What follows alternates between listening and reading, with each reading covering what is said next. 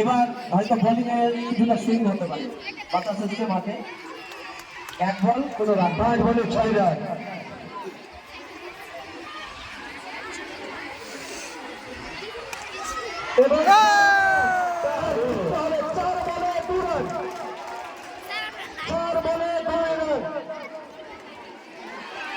চার বলে 2 রান।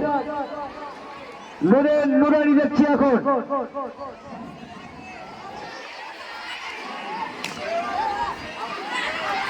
হয়নি ও দারুণ। ঠিক আছে, 3 বলে 2 রান, একটা চারের খেলা।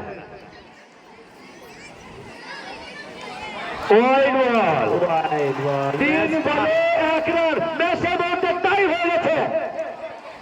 এই মুহূর্তে টাই হয়ে গেছে, দেখা যাক।